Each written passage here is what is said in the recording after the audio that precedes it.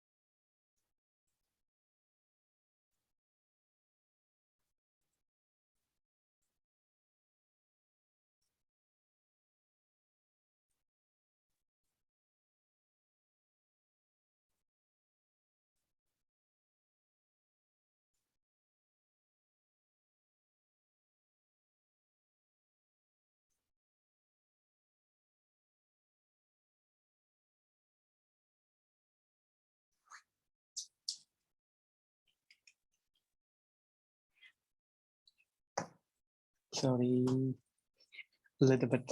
I'm having problem, but I'm not sure why it's going on my own profile. Oh, it's fine.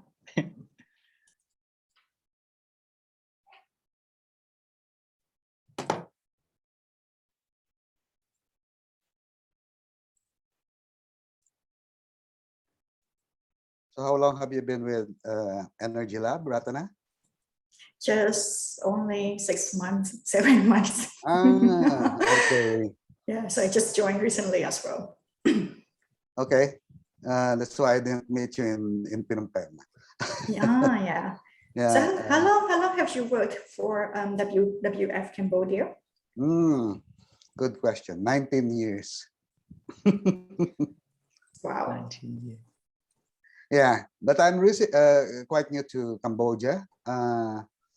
Just over a year, maybe 1 year, 4 months. Yeah. I see. So I've been working in the Greater Mekong region, in Asia, in different roles. Yeah. I see. Yeah. So do you plan to come back to Cambodia soon? Yeah, when things stabilize, and I think things are getting better. Okay, I see. Yeah. Let me adjust my fan. It's getting a bit hotter.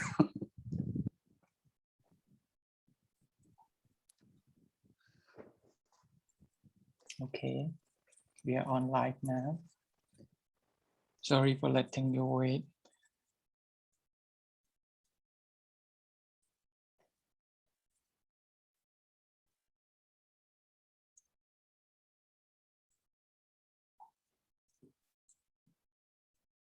Okay.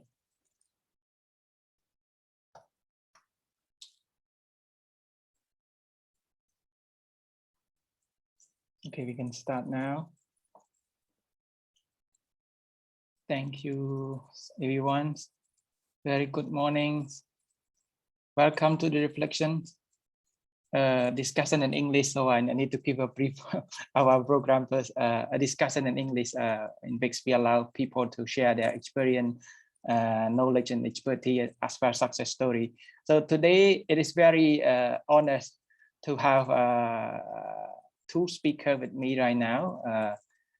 First of all, I think I would like to introduce to our speaker first before, but I hope that our audience here already know that today is a very important day because it is a part of Clean Energy Week. So we run this discussion focusing on coal-fired power plants and also trying to understand should Cambodia continue to rely on this or not.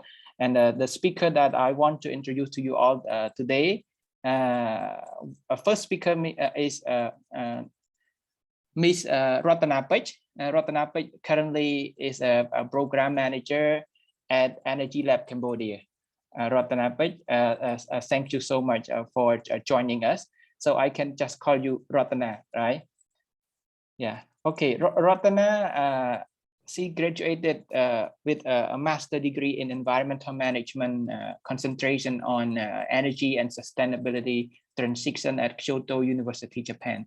So I think she has a lot to say in this program, in which we focus on sustainability, energy transition, and so on. So I can't wait to ask her questions regarding this issue. Our second speaker, he's joining us from Manila, if I'm not mistaken, right, Rafael?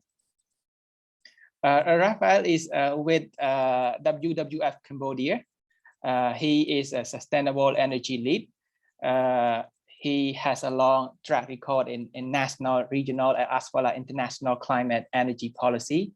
And he also play a key role in an energy strategy development campaign as well as legislative advocacy to transition developing Asia away from fossil fuel or fossil energy. And he's with WWF for 19 years, so it's quite long, right?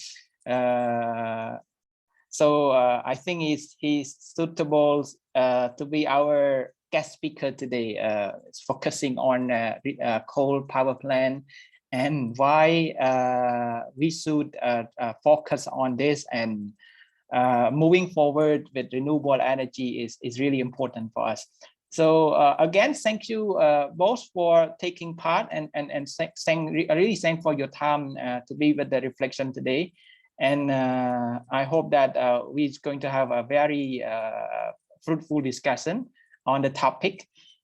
But before we begin our discussion, let me give a brief of introduction to our topic today. So the topic is on, should Cambodia continue to rely on a coal-fired power plant?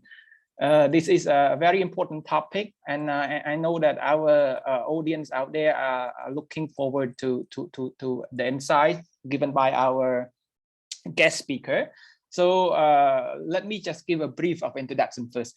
Actually, coal-fired power plants have been known and proven by science that it is one of the most polluting ways of producing energy. It pollutes the air we breathe. And many countries across the world have been phasing out and turning away from the source of energy. And have been urged to abandon this as an effort to reduce carbon emissions and prevent warming in accordance with the Paris Climate Agreement 2015. So all countries are emboldened to take action and also try to reduce their own carbon footprint from energy production. And it doesn't include its contribution to the climate crisis which we currently have seen. It's not only in Cambodia, but many parts of the world. But Cambodia in particular, we continue to see even more extreme weather event, drought, for example, as well as flood. It happened even during, for example, like drought happened even during the rainy season, and flood, like I mentioned earlier, continue to damage and affects infrastructure, farming, as well as life of the people. And this is a really sad things about a climate crisis. And we know that it is our obligation to take action and reduce carbon emission. And in Cambodia, if we focus on coal power plant, we have seen that the countries continue to embrace coal with more projects on coal being implemented. The latest one is in Udomien, the coal power plant. I think it is going to be completed, I think next year or so. And the source of power have become predominant, as it now account for 47% of the total energy source. Total electricity production in the country, according to Ministry of Mine and Energy Report 2020. And this is can be really understandable because coal is cheaper, more stable than hydropower. And the country already suffered some sort of electricity blackout in 2019 because of the water scarcity and so on. So that's why embracing coal power plants seem to be very practical for the government right now. But with more detrimental impacts to the climate and as well as people health, we're questioning whether we should continue to be depending on this energy source. That's why we invite our speaker here to discuss, and hopefully we learn to understand exactly how this is going to be our option, or we can do something better than relying on coal. So thank you for your patience and waiting for my introduction. Even I tried to be brief, but it seemed to be a bit long. Thank you again. And now I would like to start the discussion by asking you very first question, because I already mentioned about coal power stations and also its effects, but I didn't go deep into that. I would like to know from Raphael first. Would you mind sharing with us some negative impact? I think it should be in general. Coal-fired power plant has caused to the environment as well as the public health. The floor is yours, Raphael.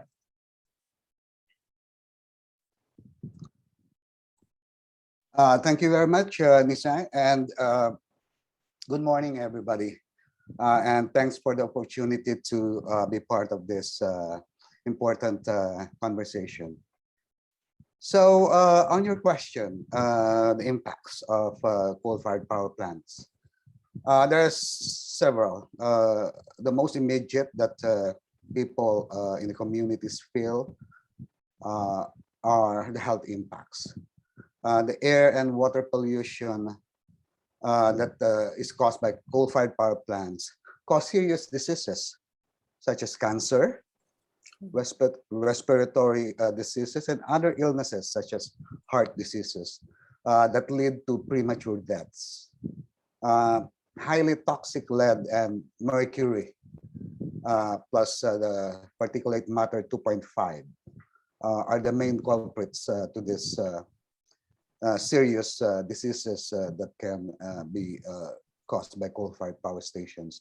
And then acid rain The emission of sulfur dioxide and nitrous oxide causes acid rain, which is harmful not only to people but also to agriculture and the general environment.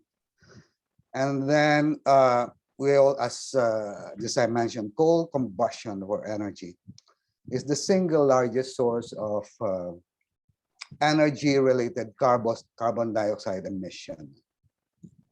Just think of it. Coal represents just 40% of global electricity production, 40%.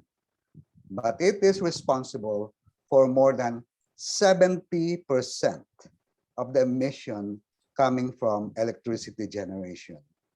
You can see the discrepancy, 40% share, but it contributes 70% in the emission in the production of electricity. And we all know that carbon dioxide is the main greenhouse gas that causes climate change. Yeah. And this I mentioned all the impacts that Cambodia and other countries are already feeling, you know, droughts, floods, heat waves, sea level rise, food insecurity, degradation of ecosystems, and extinction of species. So really lots of impacts. Thank you, Raphael, for your insight on what should be the impacts of coal-fired power plant. We know that there's a lot of them, not just health, but the environment itself. Climate crisis is here. So without focusing on the impacts, I think we're ignoring the fact that the world is becoming warming. A lot of problems that we're facing, not just us, but the future generation. My next questions would be to Ratana. Like I mentioned earlier, it seemed to be practical for the government. I think they have been saying so. Energy demands in Cambodia has been rising, of course, dramatically. So this make it more important to choose an energy that could help them cope with the demand. The top priority is to ensure developments and also at the same time prevent the blackout. So like I said, they say that it is the most suitable option to choose comparing to the other source of energy. But to you, as an energy expert, do you think that this is the practical option, or you think differently? Thank you so much, Nisai, for a very interesting question. You are right. You're right that the energy demand in Cambodia is growing from year to year. And I think we still remember that in 2019, we faced the energy crisis, right? And we had like a long blackout across the countries, this kind of thing. So this is also something that the government trying to deal with as well. So yeah, the government has already built coal projects, and some coal projects are under construction already. And the point is that it's not just only the coal projects, but the government also has built the hydropower projects as well. So the question is, like, so what's about the future options to meet the rising demand beside coal power plants, right? So a lot of people thought that coal was cheaper compared to the other energy sources. But actually, solar is half the price of the coal power in Cambodia. I see. Right? Yeah. So if we ask, do we have other better choices? Yes, we do. We also have other choices other than coal-fired power plants. We can have a reliable electricity system where solar and wind power can be reliable, can be reliable and cheaper. Yeah.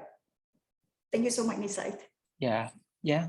So the future or the choice that we should focus on is renewable energy. The clean energy like solar and so on. So like Ratana has mentioned, the option has been more than just one, but there's a lot of them. But whether or not we are going to choose it, it depends on the choice. Yeah, thank you, Ratana. my next question would be to Raphael again, because you already mentioned about the harmful impacts that coal power has created for environment, for the people, and so on. But I also encounter with some people who are advocating for introducing clean coal technology. Well, I haven't been visiting the coal-fired power plant, but I think that the newly constructed coal power plants would be equipped with that kind of technology. And they think that it's going to be not only just reduce the deadly environmental effects, but also curb the emissions. Do you think that this be really practical for a country, for example, like Cambodia, for example, we have a very small coal-fired plant being constructed, but this technology seems to be costly, and also we cannot guarantee that it's 100% clean in terms of reducing the effect itself and curbing the emission. What do you think about this technology for those who are advocating for building new coal-fired power plant while equipping with this technology? First of all, we need to define what clean coal technology means, because right now, the so-called clean coal technology being promoted in Southeast Asia, including Cambodia, only reduce the sulfur dioxide and nitrous oxide emission. These are the emission that causes acid rain, but does not really reduce or eliminate the main problem, which is carbon dioxide. This so-called clean coal technology does not address the carbon dioxide emission of coal-fired power stations. The only clean coal technology that can be called really clean is the so-called coal-fired power plants equipped with carbon capture and storage, so-called CCS. But these power plants are only in their experimental phase, and the CCS technology is very expensive. It's 2 to 3 times more expensive compared to conventional coal power plants. And there are no existing carbon capture storage equipped coal plant in commercial operation anywhere in the world, much less in Southeast Asia. And last point, CCS requires high efficiency coal plants, the so-called ultra supercritical coal technology that are being constructed in China, for example.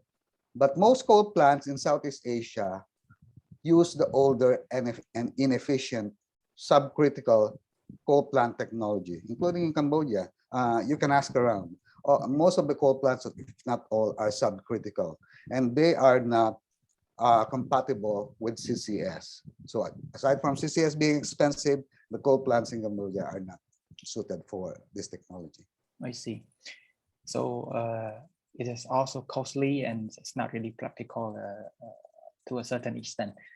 What about Rotana? Do you have any different take on this issue in terms of Cambodia introducing this technology, if it has any, to the existing or the newly built coal-fired power plant? Thank you, Nisai.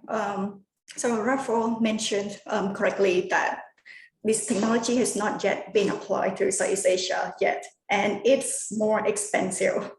It's more expensive. So from the economic point of view, it's not really practical.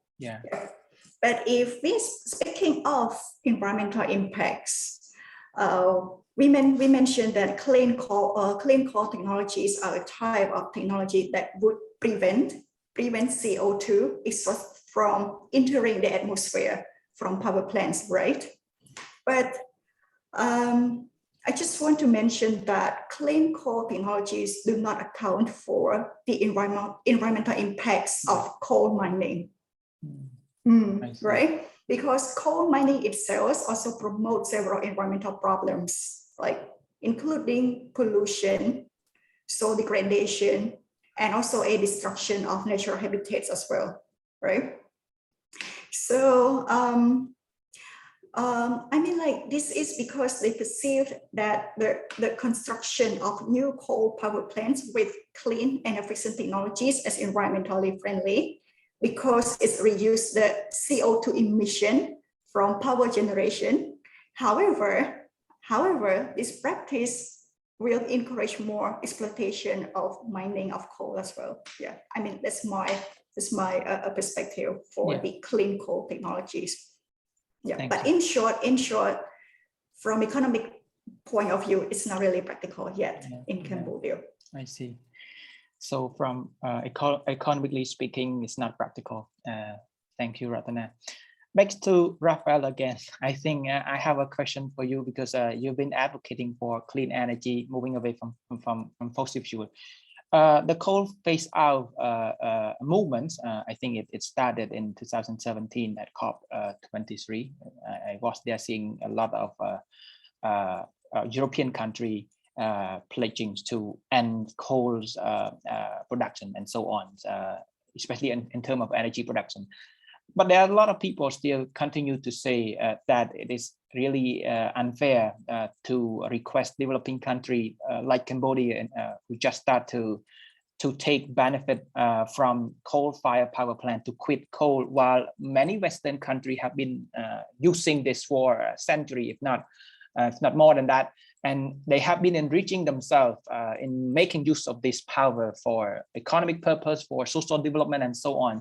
So what is your take on this statement? I think there's a lot of discussion around coal, but this statement seems to be an attempt to prevent the country from quitting this.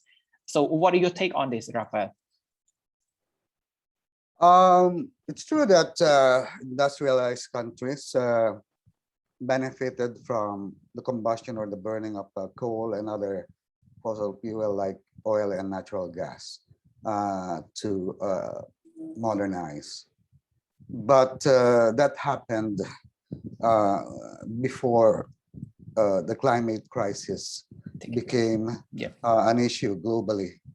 And right now we have a climate emergency on our hands, and that require all countries to contribute in the global effort to rapidly reduce carbon dioxide emission, 2/3 of which come from fossil fuel combustion for energy. 2/3 of all greenhouse gases that cause climate change come from energy use. And so my position here is, of course, rich industrialized countries like European countries, the US, Japan, should and they benefited first from coal and other fossil fuel use in the past. They need to act first to rapidly reduce their emission. And some of them have made some bold commitments, like, for example, Germany has committed to shut down all their coal-fired power stations, I think in 2035, 0 coal-fired power plants. And other European countries like Italy, Spain, I think, and the UK have made similar commitments. So there's movement there. But some countries still need to move faster. And in addition to that, the richer countries, the industrialized countries, should contribute to the developing countries in their efforts to transition away from coal and into sustainable renewable energy like solar and wind. And the last point, and there's already a global consensus that the transition to sustainable energy systems will benefit societies economically, socially, and environmentally. So there's really no question about that, this is the way forward. Yeah, Thank you, Rafael. So this is a responsibility. We can say each country have their own contribution to that. So even those rich country or industrialized country have taking more benefit from that, but they need to do first. And of course, the poor developing country need to follow up by doing their part. Thank you. So the next question will go to Ratana. I think we've been speaking of moving away from coal-fired power plant and also moving towards integrating renewable energy into our energy system. But what we have seen is that a lot of there is a painstaking move for some developing country, and it have been proving that it is really difficult to quit coal-fired power plants, not just for Cambodia, but for other third world country. So why it is so difficult to quit coal? A lot of people talk about coal addiction and so on for a country. So why it's so difficult from your point of view, Ratana? Oh, thank you so much, Nisai. This is a $1 million question. Yes, it's not easy, and it's really difficult, you say. Yeah. So first, we need to look at the availableness of coal. So as Rafael mentioned, coal is over 40% 40% electricity worldwide, right, Rafael, if I remember correctly. So as you mentioned, the developing countries are trying to phase out coal. So they're trying to stop not building coal anymore. But if you look at the developing countries, like fast-growing economies, especially countries in Southeast Asia, including Cambodia, for example, we have been building new coal-fired power plants more and more. And the point is that the biggest challenge for these countries like Cambodia is to figure out what to build instead of coal as well, right? So it's really crucial for these countries to plan on how to integrate higher shares of clean energy, first of all, because it is a new system. And as we know that the sun isn't always shining, and the wind is not always blowing as well. So in these segments, the systems needs to be balanced with the existing coal, existing hydropower, and plus new fast-acting batteries and gas engines as well. And that also includes solar power. Yeah. I see. And then the point is that if we look at the global energy crisis right now, as I mentioned, coal prices are getting higher right now. So compared to solar and wind, solar and wind power prices are cheaper. So it is more, it is more about the energy secure, because Cambodia will not need to depend on importing coal from other countries. And this is something that we need to consider. Yeah. I see. Mm. Thank you, Ratana. For Rafael, do you think that there's any other thing that you want to add for this part? Because it's not only for Cambodia in general, but for the rest of we want to focus more on Southeast Asian regions with coal-fired power plant continue to be predominant source of energy. But moving away, like I mentioned earlier, is really difficult for them. So why it happened like this? Like Ratana already mentioned from different perspective, from a technological way, from economic factor, and so on. So what about you? Do you have any different take on this? Yeah, my take on this is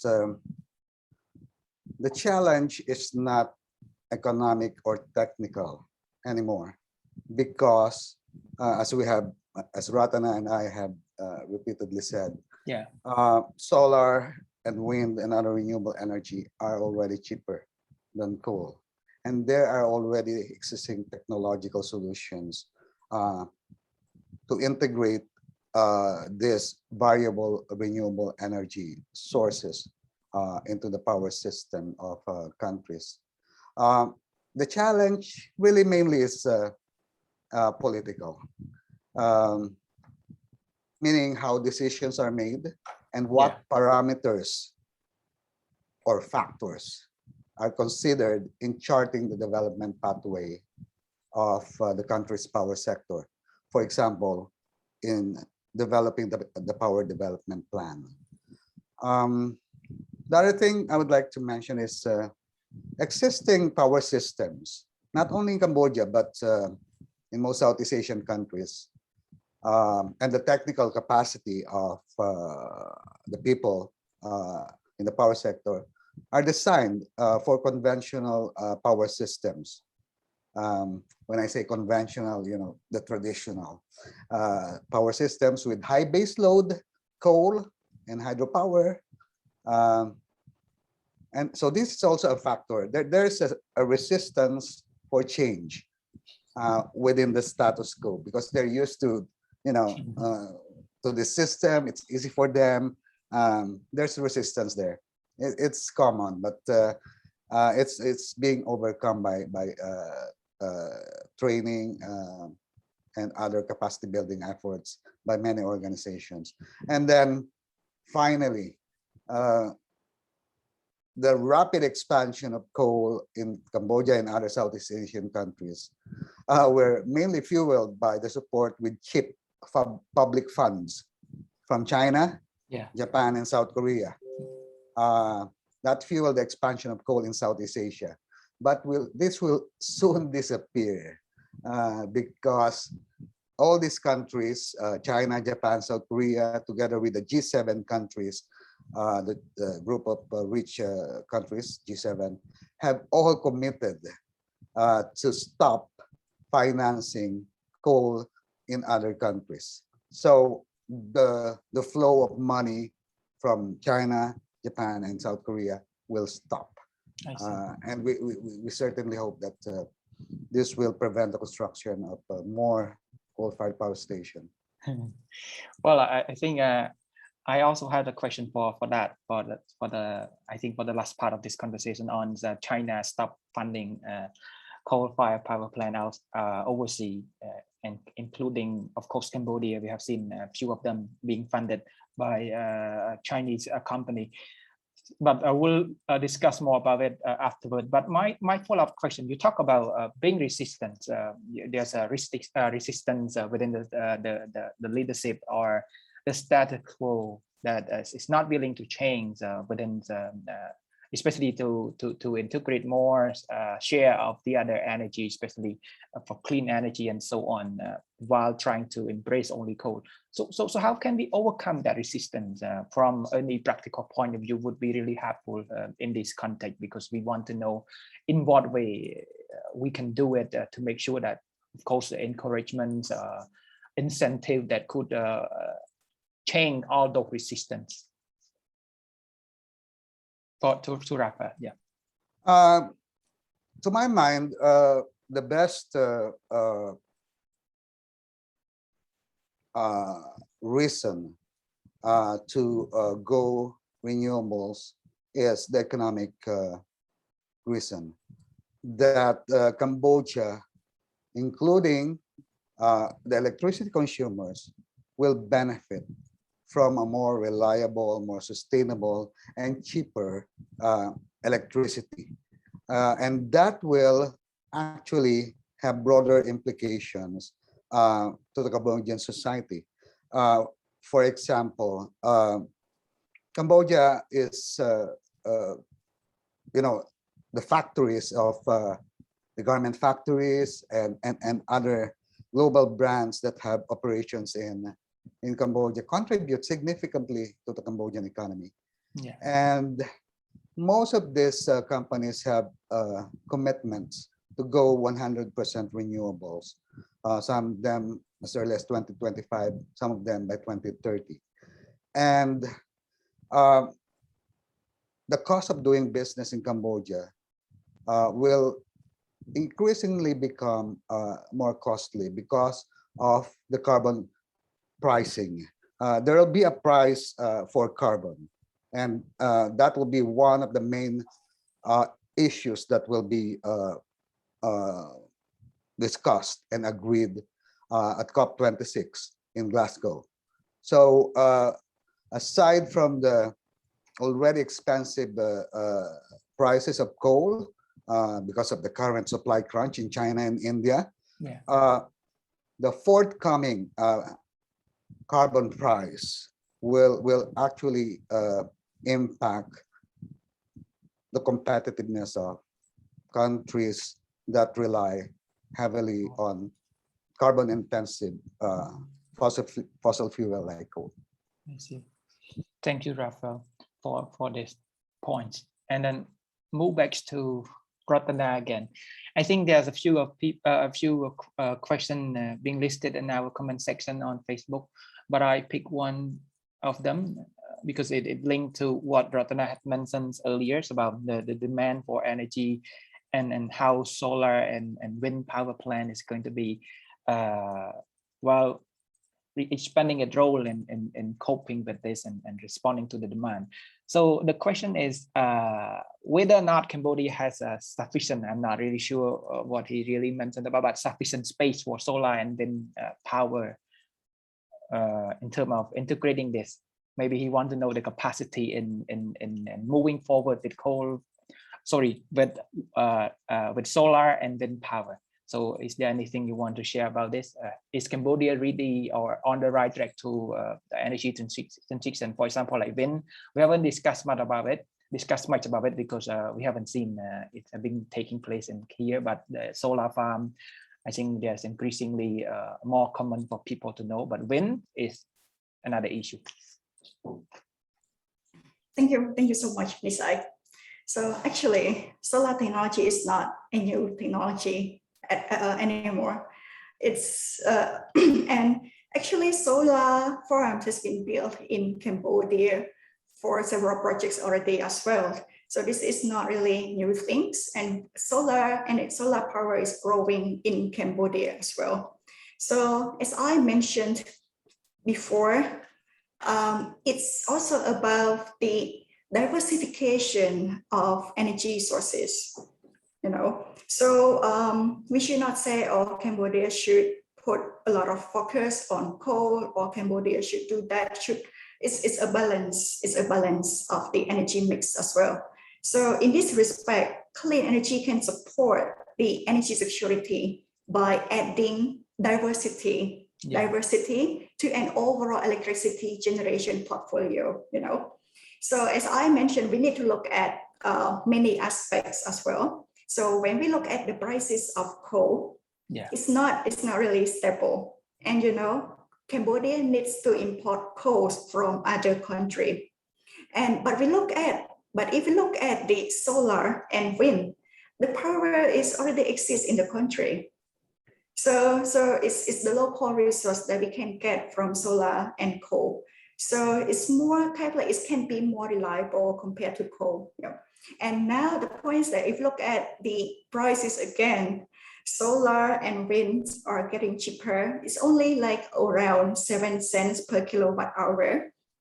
Sorry, I think it's only, if I remember correctly, it's 3 cents to 6 cents per kilowatt hour for solar and wind.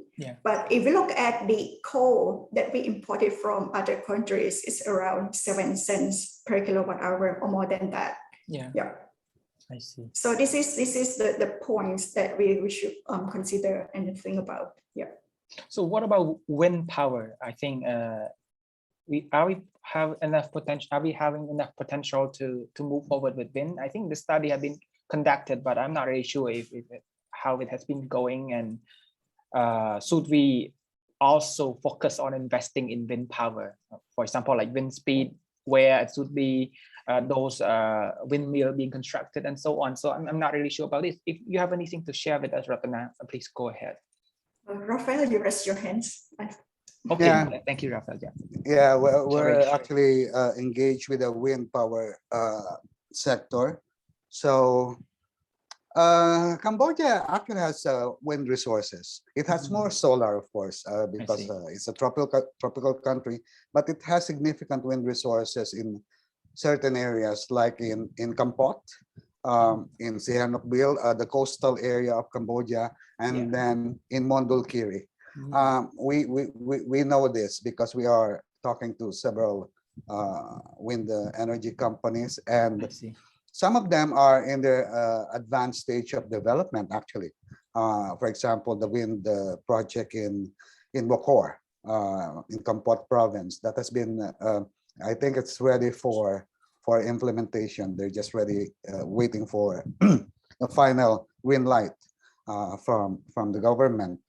And then Chinese and French companies, I believe, are developing wind projects as well in Mondulkiri.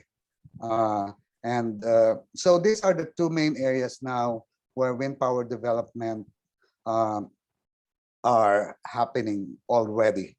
And I think it was estimated that Cambodia can easily install about 1,500 megawatts of wind power capacity. Yeah. I see. Thank you, Rafa, for this information. That really helpful, because we're looking forward to not having only solar farm, but also wind mill, and that could have produced more energy in this. So Ratana, do you have anything to share? I would just like to emphasize that the diversity, diversifying, Ratana mentioned this, the energy sources of Cambodia is always the best strategy.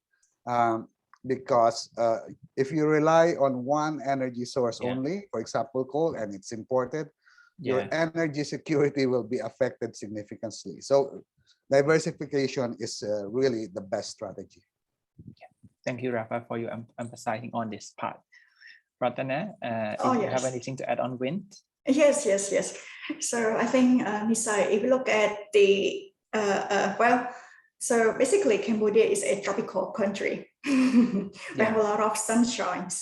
So solar power has more potential. I think we can get the potential from solar power around 45,000 megawatt at the so compared to wind power, I think wind power is lower than solar power. It's around 6,000 megawatt. But we still have potential in wind powers, and this is the potential that we need to tap on as well. So in short, we have excellent resource for clean energy. Short version, I see. I think we'll need to discuss a little bit on renewable energy, particularly on solar energy after this question, but I think maybe a little bit more after that. But I want to move back to coal after this, because we already know that there are some trying force of change and the resistance in the system and so on. But if I'm not mistaken, last year in August, this is for Cambodian part, we have seen the news movements amongst the global brands like H&M and Nike and so on. They also form in a group, then also advocating for moving away from coal. They warn that if Cambodia didn't do so, continue to rest upon the coal-fired power plant, they will reach capital flight. They move away, for example, like to Vietnam, which renewable energy have been developed quite significantly. And then Cambodia will need to think what strategy they should do to make sure that those global brands is not going to be moving out, of the country. So for Rafa, do you think that this is a very significant part if we talk about the role of private sector, especially the global commercial products, which has very large role in Cambodian economic sector? So do you think that this is a very significant move, important thing that that other sectors should also advocate for clean power and encouraging the government to rethink of its own strategy? To my view, that's a very important consideration that the Cambodian government should make. I mean, the advocacy of these global brands for more renewable electricity in the power system of Cambodia. Because as I mentioned earlier, most of these global brands, these multinational companies that you mentioned, are members of the renewable RE100, Renewable Energy 100 Coalition, and they have commitments as part of the Paris Agreement to go 100% renewables. And if they're going to use high carbon electricity in countries like Cambodia, that will reflect in their production cost, because they have to account for their the carbon emission from their production processes, and that will make their production cost higher.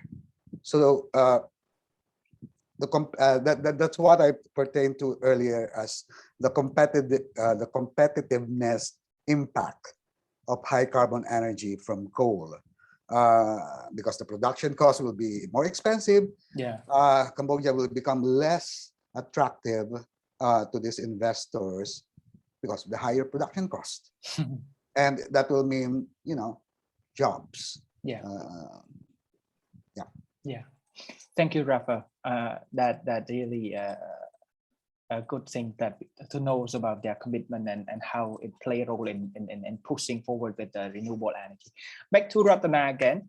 I think it's not only just focusing on government's policy strategy to ensure energy security, but also because of Energy Lab, Cambodia has been working on promoting this awareness, trying to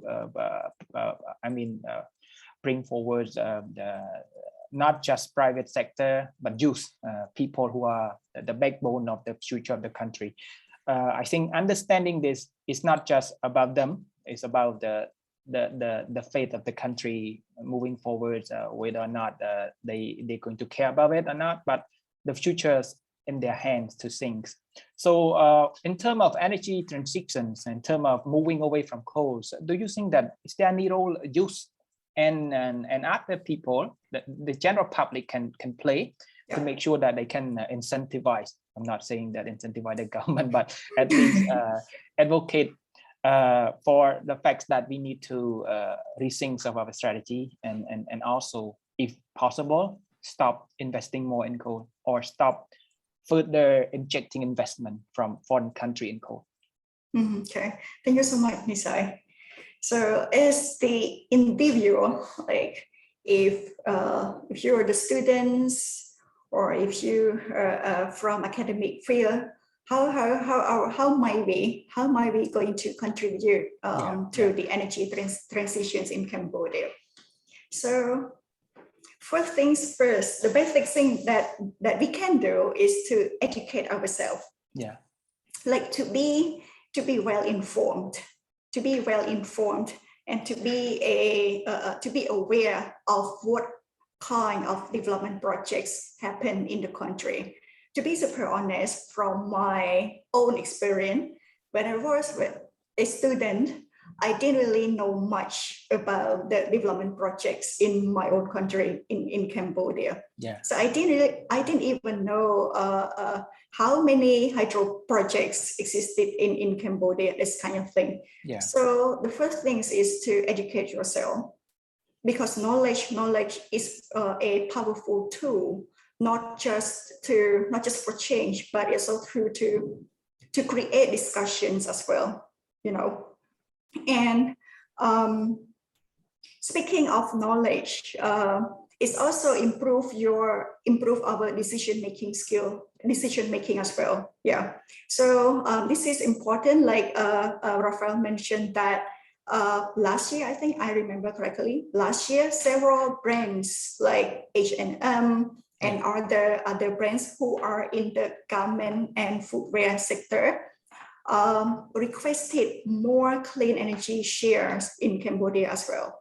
So, and then I think this is not just only for the individual to learn and to understand about clean energy, but this is also a role that private sector can play as well. So this is a good move that private sector start to play their role to promote clean energy in not just only in Cambodia, but also the other parts of the world as well. So why it's important in Cambodia? Because Cambodia depends on garment and footwear industry. And garment and footwear industry is one of the largest industry in Cambodia, right?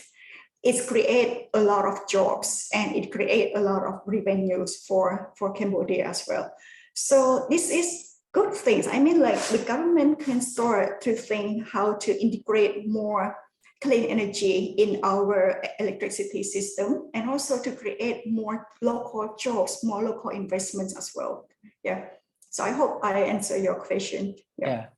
Yeah, I think that I totally agree with you. With knowledge, we come with, I think, power to decide on what issue that we want to address and what future we want. I see there's a growing environmental awareness among people, but we need to do more in terms of instilling these ideas. Yeah. Linked to this question, Rafael, my personal assessments, and I think I've been inspired by your people, young people, because I undertook some program with all climate scientists, climate advocate in your country. Very young, very energetic, and very inspiring. Because I was with the climate tracker in 2017 and doing some training there in Manila. So I think that they've been ongoing with this movement and they've been advocating for more clean energy. They've been openly working on different projects, demanding the government to stop investing in coal-fired power plant. Yeah, each country have different story, different problem to deal with. But what do you think about to have? I mean, about the way to have, maybe empower is a bit too strong word, but how we can have young people to think and to do their job, especially in terms of helping them think about this. I'm not sure what to say, but in a wider scale in terms of growing environmental awareness and conscience. Sorry. Yeah, that this is an important point because the youth movement globally is already spearheading the global climate movement. As you know, Greta Thunberg, a very energetic and famous and influential advocate for clean energy and the energy transition. She was nominated for the Nobel Peace Prize, actually, several times. I think 2 times already. And, you know, the Friday for the Future is a generally youth-driven movement. And this is being replicated already in many countries, like the Philippines and many other countries. So I think the youth are already aware of the climate emergency, and they are taking part and making a strong contribution to convince the government to take a more sustainable path in their energy system. I think we can further strengthen this climate and energy transition movement among the youth by equipping them with technical knowledge on the more technical part of energy, which we are doing actually in many countries, and many organizations are doing this as well, so that they become more active participants in the conversation happening in our countries regarding the energy future that are country led by our governments are undertaking right now. So we need to be knowledgeable, to be able to actively participate in a conversation to decide a clean energy future. Thank you, Rafael. Thank you so much.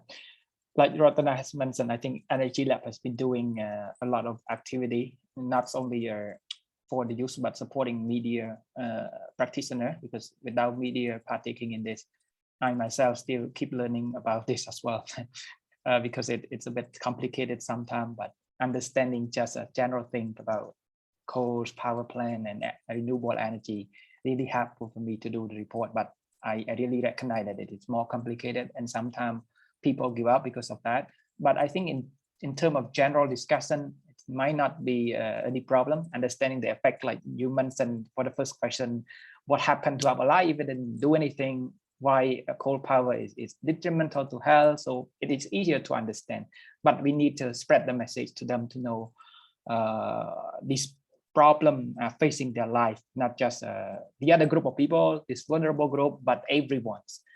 Well, I think we almost running out of time, but I think we got 5 minutes more to go. We haven't focused on the stop funding. I mean, the ceased funding from China and the other big country. We already pledged to go carbon neutral and also try to commit to reducing carbon footprint. You already mentioned about what China has been doing in terms of pledging to stop funding coal overseas. But in Cambodia, we see some project ongoing. But my question will be to both of you. But first of all, I just want to know, is this shift is going to be moving forward in a positive way, or do you think that it is just I'm not really sure what to say, but it is ambitious, but it's how practical this can be for a big country like China to stop doing it, despite the fact that it promised to do it in a year to come. But in reality, something can be different, or it can change. Maybe to Rafael first before I go to Ratana. First of all, I would like to say that this trend is irreversible. This is going to happen, whatever, and the announcement made by China is certainly a game-changing policy, because China is the largest financier of coal power plants in Cambodia and Southeast Asia. Together with the commitments of Japan, South Korea, I mentioned this, the rich countries, and financial institutions, not only the public financial institutions like World Bank and ADB, but also private financial institutions like the Singaporean banks. All of them have made commitments to stop financing coal. So this is really where the world is going, and it sends a powerful signal that the age of coal power is fast coming to an end because of climate change and its increasing uncompetitiveness against modern renewables like solar and wind. And the power plants however, the power plants under construction in Phra Sihanouk province and Odomenche, unfortunately, will not be affected by this announcement of China, because they are already being constructed and they're about to be finished.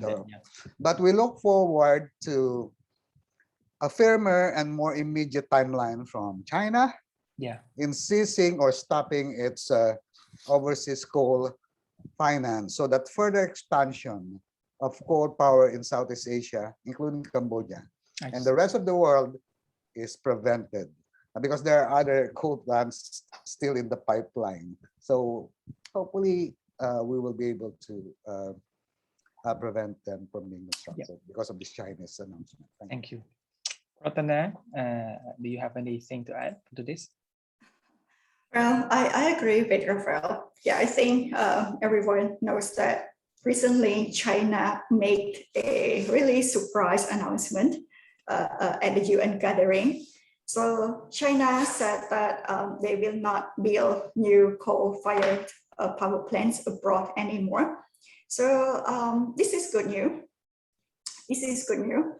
But if I remember correctly, I think President Xi Jinping also mentioned that China will step up to support for the developing countries to build more or to developing more green and low carbon energy sources as well. So this is all good news. And as I mentioned, this is the important step that the government is that China is taking right now. And so it's mean like they will support green energy projects abroad. So far, if you look at the clean energy investment in Cambodia, I think most of the solar power projects in Cambodia were built and invested by Chinese companies as well. Yeah. So I hope that this will grow. Grow more in Cambodia as well. Yeah. To have more clean energy investments from China. This is good news. Yeah. And my final questions to Rotterdam again, because we are now dealing with multifaceted issue driven by climate change, and we are advocating for more clean energy and energy transition taking shape in every part of the world. But this, some has been going faster, some have been going slower. And there's some the general obstacles to this energy transition. For example, like in Cambodia, we are focusing on coal-fired power plant. Do you think that we are on the right tracks to energy transition? I mean, taking into account different factors, and you have been accessing and witnessing, observing every moment of the energy transition in Cambodia. Do you have anything to share with us regarding your optimisms about the energy transition? Should we be happy, excited, and should we be concerned about it? Well, I would say Cambodia is working on it. Cambodia is working on it. Cambodia is working on balancing, as I mentioned, balancing and diversifying the clean energy sources and also the coal-fired power plant as well. Yeah. This is not an overnight job for the government and for the stakeholder to achieve it as well. But I see that we all see that from the government side, from the private sector side, from the individual side, we are all contributing, we are all working on it right now. So as I mentioned, like the big brands, H&M, and the government and the individual now is also learning and trying to discover more about clean energy.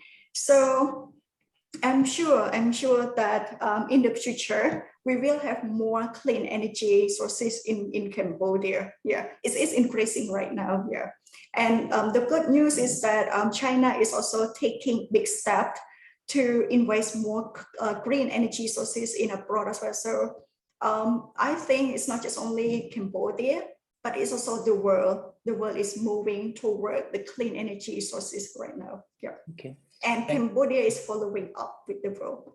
Okay, thank you, Ratana. That's really something that we all want to know, and we're happy that we are working on it, and then we're moving forward. Rafael, I still have one last question for you, and then a big one, most important ones, but to a larger scale. The region, Southeast Asian regions, you've been working in your own position and your own field of expertise, advocating for renewable energy in general. But I have seen, like I have mentioned earlier, the energy transition is taking place almost everywhere, including in Southeast Asian region. And the movement to push forward with free coal fire power plant is also getting momentum. How optimistic you are when it comes to transition away from fossil fuel in Southeast Asia? taking into account again your experience, and 19 years is quite long. Are you optimistic about it, or you still have a lot of work to do? We have to be optimistic because we cannot afford not to be. We have a lot of work to do. But the good news is the economics of energy has changed significantly. About 10 years ago, solar and wind electricity are a lot more expensive than coal and hydropower. But now they are much, much cheaper. And, you know, the volatility in prices and supply of coal, oil, and natural gas, and you're seeing that all over the world, in Europe, in China, in India, all of them are running out of coal, natural gas, and oil. So the prices are so high. And this will become more and more serious because of climate change, because of extreme weather events that are affecting the supply chains of this fossil fuel. And then, of course, the cheaper and cheaper prices of solar and wind. So, and the improving technology of energy storage. So I'm very optimistic that because of the improving economics, improving technology, and the growing recognition of most countries that humanity, the world, will actually benefit by transitioning away from coal towards clean and sustainable renewable energy, will benefit everybody, including everyday people in the streets who need a good job, who need a good paying but sustainable job. Yeah. So I'm optimistic it will happen. Thank you, Raphael. That's something like Ratana's mentioned in Cambodia as well as in Southeast Asia, like you already mentioned. It's really a good news to all of us, and kudos to all people working in renewable energy for making this happen. Like Raphael mentioned earlier, without the lower price of the renewable energy, the option for us to move away seem to be more arduous to make it happen. Again, thank you both speakers for very insightful discussion today, and I really learned a lot from this, and I hope that our people out there also learn from it too. Coal-fired power plant and Cambodian context, and the region from Raphael, a regional expert in this issue for 19 years, and Ratana, who've been working in promoting renewable energy with the Energy Lab. But before I end it, I would like to know from Ratana, because this is a Clean Energy Week, and I think that it's important that if you have any important information to share with our people out there. Some asking if you have Khmer discussion or any schedule you think that people can participate in during this week of celebrations of Clean Energy Week. Thank you so much, Nisai. So I will keep it short and simple because we are a bit overtimed. So Clean Energy Week is happening. It happened since yesterday. Yep. So it will happen from 21st until 28th of this month. So if you want to learn more about clean energy, if you want to find out more opportunities from clean energy, please join us. And you can find the schedule, the full schedule on Clean Energy Week Facebook page. So just go to Facebook and type Clean Energy Week on Facebook. You will find the full schedule. Thank you so much, Ms. Sai. Thank you, Ratana. Again, thank you to both our guest speaker for your time. I think it's 1 hour and almost 14 minutes now. So that's a great pleasure and honor for me to be moderating today's discussion. And I think we still have a lot more to discuss with you all. And I hope that I will be able to moderate the upcoming session with you both as our guest speaker again. Thank you so much, and please be safe. Thank you. Thank you.